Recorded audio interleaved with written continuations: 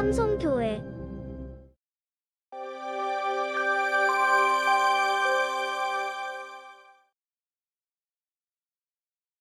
할렐루야, 할렐루야. 지난 한 주 평안하셨습니까? 평안하셨습니까? 한번 생각해 보세요. 웃을 일이 많은 한 주셨습니까? 정말 그러셨어요? 그래요. 하루하루 뉴스를 보면 또 신문을 보면은 우리가 웃을 일보다는 정말 찌푸릴 일들이 많은 것이 당연한 것 같습니다. 그런데 오늘 이 자리에 우리가 건강하게 숨을 쉬고 함께 모여 예배 드릴 수 있다라는 것, 정말 생각해 보면 참으로 감사하고 기쁜 일이 아니겠습니까? 아멘. 명의로 꽤 이름이 높은 권위 있는 한 강사님이 건강에 대해서 대중 강연을 하시면서 사람들에게 질문을 했습니다. 이 자리에 계신 여러분들도 한번 맞춰보시기 바랍니다. 제가 똑같이 질문하겠습니다. 자, 첫 번째 질문입니다. 이거 먹으면 오래 삽니다. 그게 뭘까요? 막 정말 수만 가지가 지나가죠. 자, 거기에 있는 사람들도 마찬가지였습니다. 잠시 생각하다가 막 웅성거리기 시작합니다. 무엇보다도 밥이 보약이죠 라고 얘기하는 사람도 있었고요. 또 좋은 물을 마셔야 오래 삽니다. 또 아니야, 홍삼 먹으면 오래 살아. 또 어떤 사람은 좋은 버섯 먹으면 오래 살아. 막 이렇게 여러 가지를 이야기합니다. 그리고 또 어떤 사람은 욕입니다. 욕 먹으면 오래 산다 그러지 않습니까? 라고 말하면서 웃음바다를 만들기도 했습니다. 사람들이 다양한 이러한 대답을 쏟아낼 때 강사는 이런 말을 했습니다. 정답은 뭐냐? 바로 나이입니다. 나이를 많이 먹으면 먹은 만큼 오래 사는 거잖아요 라고 이야기를 하는 겁니다. 왠지 속은 것 같아요, 그죠? 그런데 맞는 말 아닙니까? 내가 나이를 많이 먹었다는 것은요, 내가 그만큼 오래 살았다라는 것, 그것을 증거하는 것 아니겠습니까? 그러니까 사람들의 반응은 참으로 즐거운 반응이었다라는 것이죠. 자, 이렇게 첫 번째 질문을 마친 강사는 곧이어 두 번째 질문을 합니다. 자, 두 번째 질문입니다. 이거 먹으면 죽습니다. 그게 뭘까요? 그 질문의 대답도 바로 나이입니다. 나이를 먹으면 먹은 만큼 오래 사는 것이지만 또 나이를 먹으면 죽는 것이 당연하지 않겠느냐라는 것입니다. 똑같은 나이를 먹지만 이렇게 생각하면 오래 사는 것이고 저렇게 생각하면 죽는 것이다라고 하는 것, 그것이 바로 나이다라는 것이죠. 제가 여러분들에게 이런 말씀을 드리는 이유가 무엇일까요? 우리는 똑같은 것을 보고도 다른 생각을 하기 때문에 그렇습니다.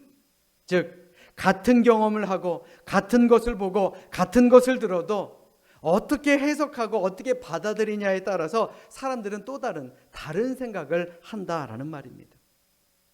그러므로 무엇을 보느냐, 무엇을 경험하느냐, 이것이 중요한 것이 아니라 자신이 보고 들은 것, 이것을 어떤 마음으로 받아들이느냐, 이것이 더 중요하다라고 말씀드릴 수 있습니다. 이 코로나 사태를 겪은 우리도 어떤 눈을 가지고 이 코로나 시대를 바라보느냐, 이것이 참으로 중요합니다. 물론 코로나 시대를 겪는 우리에게 이 사태는요, 정말 힘겨운 시간이다라고 해도 과언은 아닐 것입니다.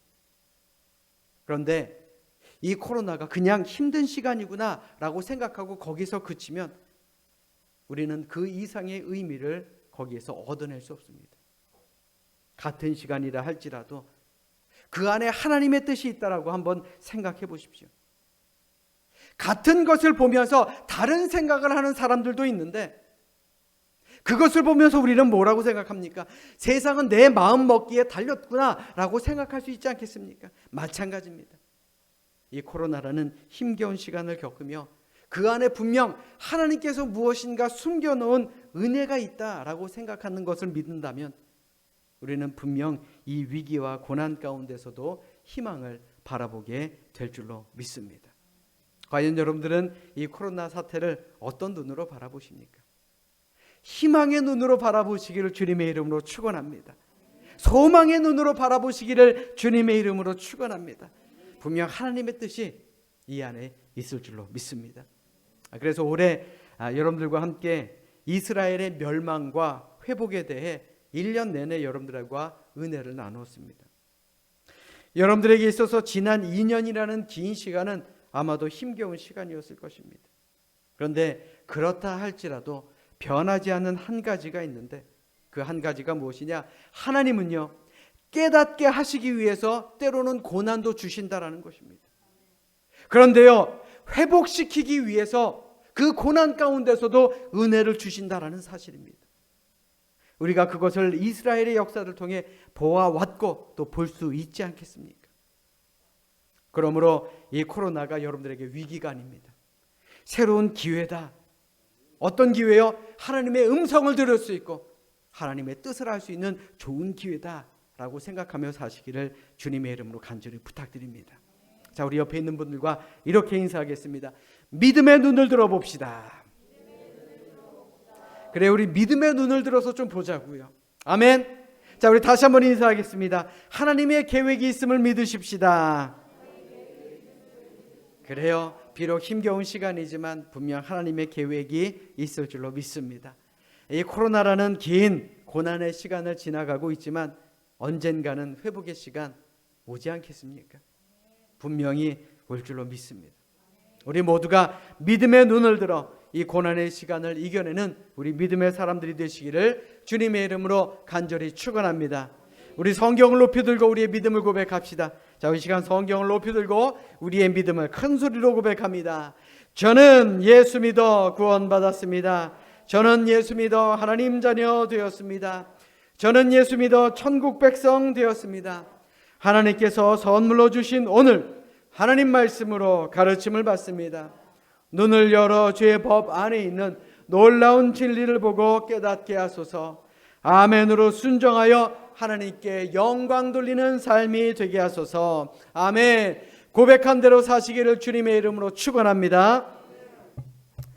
우리가 읽는 성경에는 참으로 많은 인물들이 등장합니다. 배경도 다 다르고요, 하는 일들도 다 다릅니다.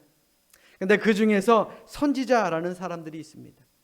이 선지자는 어떤 사람이냐? 하나님의 말씀을 백성들에게 대언, 즉 대신 전하기도 합니다. 그리고 예언이라고 하는 것, 하나님의 말씀을 풀어서 백성들에게 이야기하고 하나님께서 자신에게 주신 말씀을 잘 담아두었다가 이스라엘 백성들에게 전하는 그런 역할을 하기도 했습니다. 결국 하나님의 뜻을 전하는 사람, 그 사람이 바로 선지자, 예언자라고 할 수가 있다라는 것이죠. 그들은 삶 속에서도 하나님의 뜻대로 살아옵니다. 그러다 보니 많은 사람들에게 존경을 받았던 사람들이 바로 이 선지자, 예언자라고 할 수 있습니다. 그런데 오늘 참으로 희한한 사람이 나옵니다.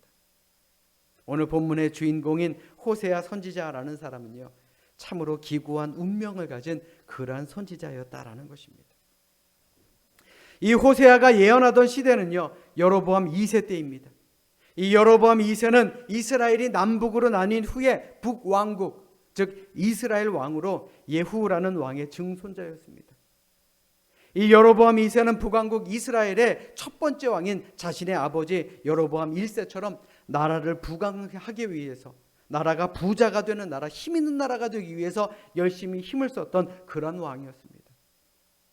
그래서 경제적으로 호황을 누렸던 그 전성기 때의 왕이었습니다. 국가의 영토가 넓어집니다. 군사적으로도 강한 나라입니다. 또 물질적으로도 풍요한 나라가 되었습니다.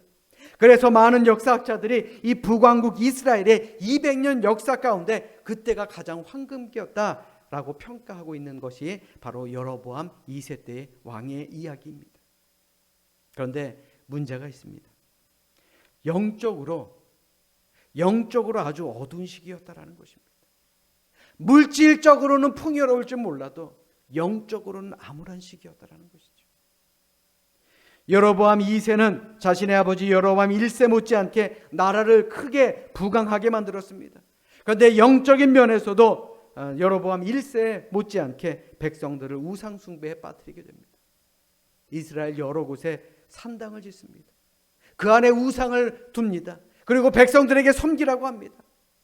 더군다나 평범한 백성들을 제사장으로 삼아 그들로 하여금 말씀이 없는 기복신앙에 우상숭배에 빠지게 만들었다라는 것입니다. 그거 참 희한하죠. 나라가 잘 되면 하나님이 우리를 지켜주시는가 보다 라고 생각을 하고 하나님께 더욱더 감사해야 되는데, 나라가 부강하면 부강할수록 오히려 이스라엘 백성들은 하나님으로부터 멀어지더라라는 것입니다. 당시 이스라엘 백성들의 이러한 영적 상태를 오늘 봉독한 호세아 1장 2절의 말씀은 우리에게 암시해 주고 있습니다. 여호와께서 처음 호세아에게 말씀하실 때 여호와께서 호세아에게 이르시되 너는 가서 음란한 여자를 맞이하여 음란한 자식들을 낳으라. 이 나라가 여호와를 떠나 크게 음란하다 라고 말하고 있습니다. 호세아는 하나님의 말씀에 순종합니다. 그래서 부정한 여인을 맞아 결혼하게 된 것입니다. 좀 이상하지 않습니까? 요즘 말로 말하면요, 목회자가 하나님의 말씀을 듣고 부정한 여인, 좀 잘못된 방향으로 가는 여인, 아니 쉽게 말해 창녀와 같은 여인과 결혼했다라고 하니 아무리 하나님의 명령이라고 해도 이거 좀 너무한 거 아닙니까? 여러분들이 한 목회자의 가족이라고 가정해 보십시오. 한번 그렇게 상상해 보십시오. 여러분들이 아는 사람이 목회자입니다. 여러분들의 자녀가 목회자입니다. 혹은 호세아 주변의 지인이라고 한 생각해 보십시오. 내가 아는 사람이 호세아인데 어디서 이상한 여인을 데리고 왔어. 여러분들이 존경하는 목사님이 어디서 이상한 사람, 부정한 여인을 데리고 와서 이것이 하나님의 명령이요, 저는 이 여자와 결혼해야 합니다 라고 말하면 과연 여러분들은 쉽게 이해할 수가 있겠느냐라는 말입니다. 이것은 세상 어느 누구도 이해할 수 없는 일입니다. 결코 좋은 목회자라 할 수 없는 것입니다. 물론 사람 위에 사람 없고 사람 아래에 사람 없습니다. 직업에도 귀천이라는 것은 없는 것은 맞습니다. 그러나 이것은 상식적으로는 이해할 수 없는 일입니다.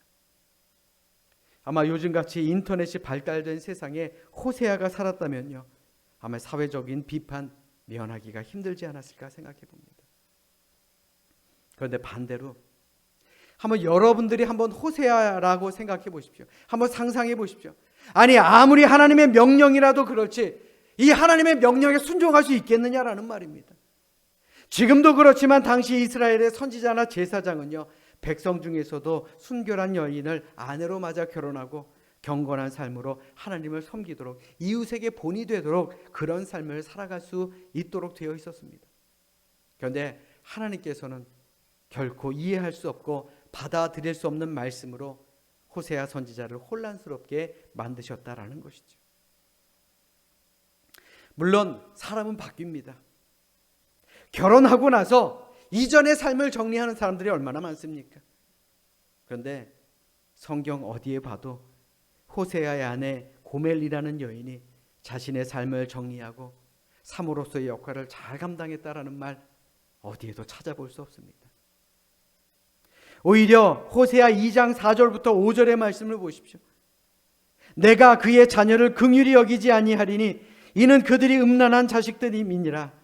그들의 어머니는 음행하였고 그들을 임신했던 자는 부끄러운 일을 행하였나니 이는 그가 이르기를 나는 나를 사랑하는 자들을 따르리니 그들이 내 떡과 내 물과 내 양털과 내 삶과 내 기름과 내 술들을 내게 준다 하였습니다. 이 말이 무슨 말입니까?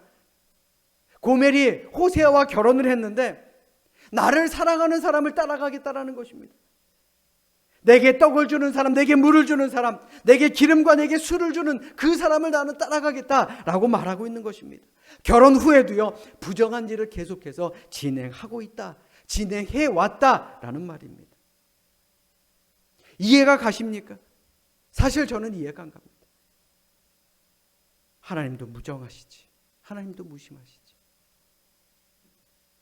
오죽했으면 호세아 자녀의 이름도 긍정적인 이름이 아닌 부정적인 의미를 가졌겠습니까? 첫째는 장남입니다. 아들로서 이름이 이스르엘입니다. 이 말은 하나님께서 흩으셨다는 말입니다.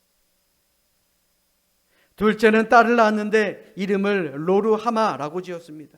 로르하마라는 말은요, 사랑받지 못한다, 긍휼을 입지 못한다라는 부정적인 의미입니다. 그리고 셋째는요, 아들을 낳았는데 로암미라고 이름을 지었습니다. 이 로암미라는 뜻이 뭡니까? 더 이상 내 백성 아니다라는 의미입니다. 내 자녀가 아니다라는 의미, 내 아들이 아니다라는 의미입니다. 아니 세상 천지에 어떤 사람이 자식을 낳고 자기 자식이 아니다라는 이름을 짓겠습니까? 호세아는 그렇게 이름을 지었습니다. 만약 여러분들이 호세아라고 생각하거나 혹은 여러분들의 목사가 호세아 같은 사람이다라고 한번 상상해 보십시오. 어찌 그를 하나님의 종으로 복음을 전하는 선지자로 생각할 수가 있겠느냐라는 것입니다.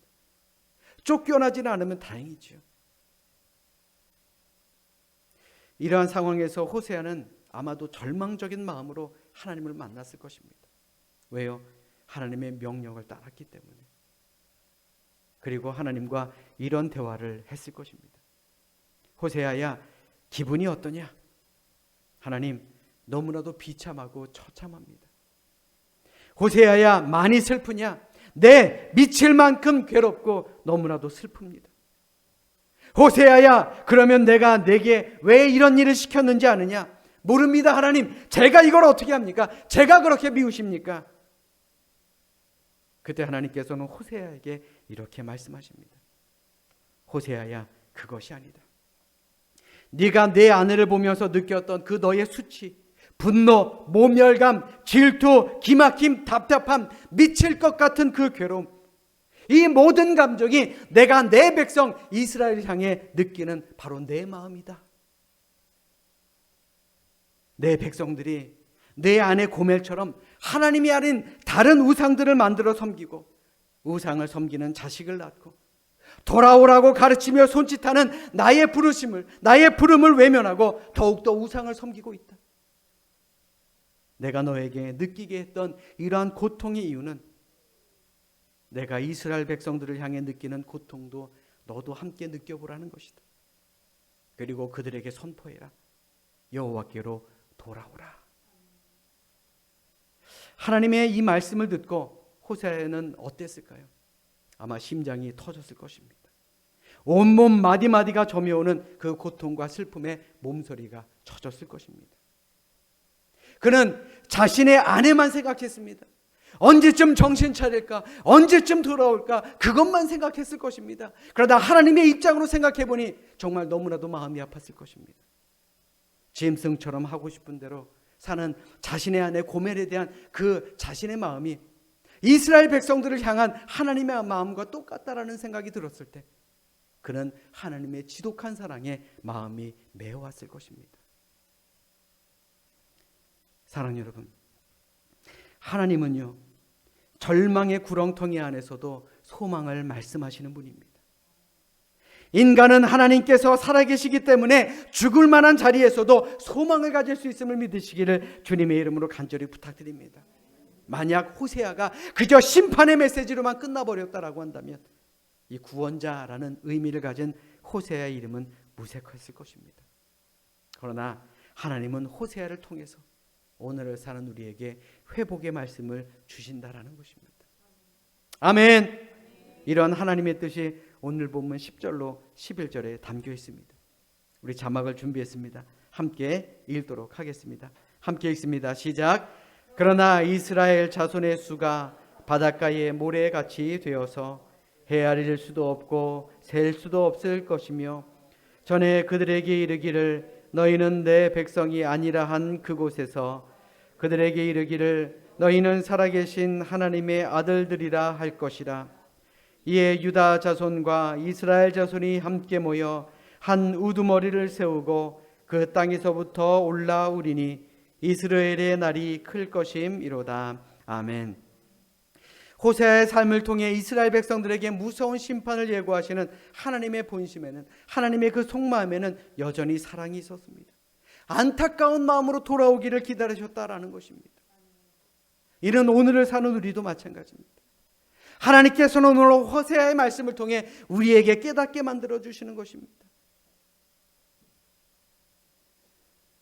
하나님께서 우리를 얼마나 안타까워하셨으면 그렇게 말씀하셨을까라고 생각해 봐야 하는 것입니다. 비록 이 호세아를 통해서 하나님께서는 무서운 심판의 말씀을 하고 계시지만 사실은 어서 빨리 돌아와. 내가 이렇게 어려운 거 너에게 보여주는데 이거 겪지 않으면 나에게 빨리 돌아와 라는 역설적인 사랑의 표현을 하고 계신다라는 것입니다. 하나님은 이사야를 통해서도 그렇게 말씀하십니다. 이사야 6장 9절로 10절의 말씀입니다. 여호와께서 이르시되 가서 이 백성에게 이르기를 너희가 듣기는 들어도 깨닫지 못할 것이요 보기는 보아도 알지 못하리라 하여 이 백성의 마음을 둔하게 하며 그들의 귀가 막히고 그들의 눈이 감기게 하라. 염려하건대 그들이 눈으로 보고 귀로 듣고 마음으로 깨닫고 다시 돌아와 고침을 받을까 하노라. 아멘. 이 말이 무슨 말입니까? 쟤네들 내 말 듣지 않도록, 쟤네들 내 말 듣지 않았으면 좋겠어, 돌아오지 않았으면 좋겠어, 나에게 돌아오지 않았으면 좋겠어, 그 말을 하고 있는 것입니다. 얼마나 섭섭했으면, 얼마나 마음 아팠으면 그렇게 말씀하셨겠습니까? 그러나 이런 말씀은 하나님의 본심이 아닙니다. 하나님의 본심이 뭡니까? 빨리 돌아와. 내가 경고의 말을 너에게 하잖아. 빨리 돌아와. 이런 하나님의 안타까워하는 심령을 이해하고 빨리 돌아서는 것이 우리에게 있어서 중요하다라는 것입니다. 사랑하는 여러분, 하나님의 사랑에는 포기가 없습니다. 우리 모두는요 하나님의 사랑입니다. 하나님의 사람이며 하나님의 자녀입니다. 그러니 벗어날 길이 없습니다. 왜요? 아무도 하나님의 그 사랑 말릴 수가 없기 때문에 그렇습니다.